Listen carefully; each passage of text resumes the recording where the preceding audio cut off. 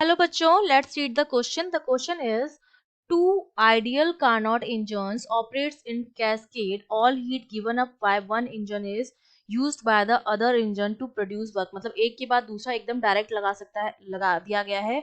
जो heat give up कर रहा है वन इंजन, वही हीट यूज की जा रही है दूसरे इंजन से वर्क को प्रोड्यूस करने के लिए. Between temperatures T1 and T2, the temperature of the hot reservoir of the first engine is T1 and temperature of the cold reservoir of the second engine is T2. T is the temperature of the sink of first engine which is also the source for the second engine, जो second engine के लिए source का काम कर रहा है. How is T related to T1 and T2 if both the engine performs equal amount of work? अगर दोनों engine equal amount of work perform कर रहे हैं तो T जो होगा वो T1 और T2 से किस तरह से रिलेट करेगा वो हमें बताना है. तो देखिए, सबसे पहले तो की कॉन्सेप्ट में हमें क्या पता होना चाहिए. अगर हम सिर्फ एक कार्नोट इंजन की बात करें तो उसमें हमारे पास क्या होता है, यहाँ बनाते हैं. एक होता है सोर्स जो मेरा होता है हॉट टेम्परेचर पर, जिसका टेम्परेचर यहाँ पर गिवन है T1. ये हमारा होता है सोर्स. ठीक है. फिर यहाँ पर हमारा क्या होता है, वर्किंग सब्सटेंस होता है. WE लिख देते, वर्किंग सब्सटेंस WS लिख देते हैं. ठीक है. ये वर्किंग सब्सटेंस सोर्स से क्या लेता है, हीट लेता है. इसने हमें मान लिया Q1 हीट ली है.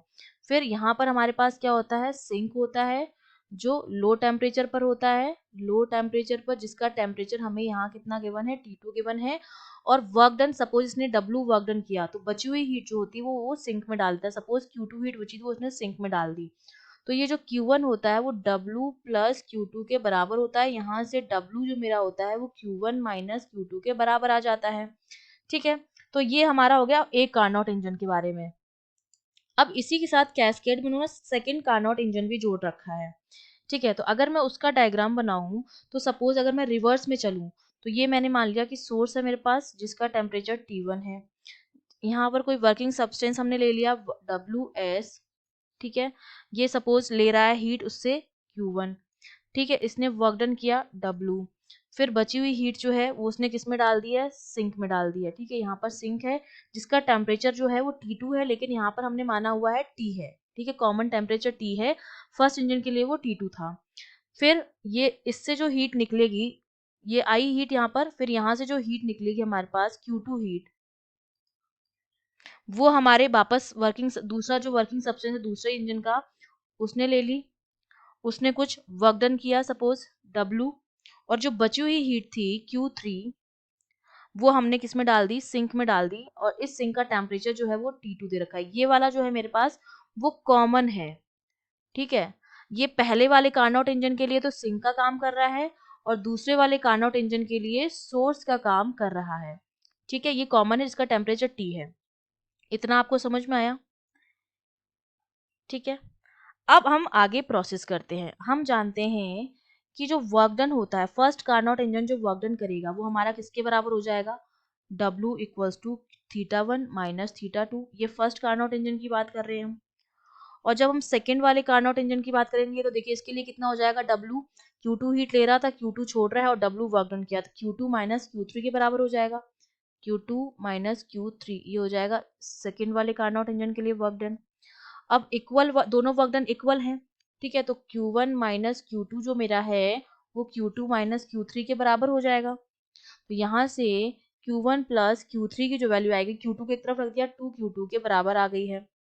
अब हम जानते हैं कि अगर फर्स्ट वाले कार्नोट इंजन की बात करें तो फर्स्ट वाले कार्नोट इंजन के लिए जो रेशियो है θ1 अपॉन T1 का वो बराबर होगा θ2 अपॉन T के, क्योंकि थीटा जो होता है वो टेम्परेचर के प्रोपोर्शनल होता है. तो इसमें सोर्स का तो है T1 और हीट Q1 है और सिंक का है टेम्परेचर T और हीट कितनी है, Q2 है. तो फर्स्ट इंजन के लिए हमने ये लिख दिया. अब सेम अगर मैं सेकंड इंजन के लिए लिखना चाहूँ तो सेकंड इंजन में देखिए जो हमारे पास सिंक जो था वो सोर्स का काम कर रहा था, तो वो Q2 अपॉन T जो होगा वो बराबर होगा मेरा सोर्स की में क्या था, Q3 अपॉन T2 के बराबर. ठीक है. तो अब यहाँ पर हम क्या करेंगे, Q3 और Q2 की वैल्यू पुट कर देंगे. Q3 जो मेरा हो जाएगा वो किसके बराबर आ जाएगा, वो हो जाएगा T2 Q2 अपॉन T. यहाँ से हमने निकाल दी Q3 की वैल्यू और पहले वाले से हमने निकाल दी Q2 θ2 की वैल्यू. ये जो फर्स्ट वाली एप्लीकेशन थी यहाँ से मैंने लिख दिया है θ2, वो मेरा किसके बराबर हो जाएगा, θ1 T अपॉन T1. तो ये थीटा टू सॉरी जो Q3 और Q2 है उनकी वैल्यूज हम पुट कर देंगे, तो ये मेरे पास क्या बनेगा Q1 plus Q1 T2T upon T1, वो मेरा इस वाले इक्वेशन में हम पुट कर रहे हैं ये वैल्यू सारी, ठीक है।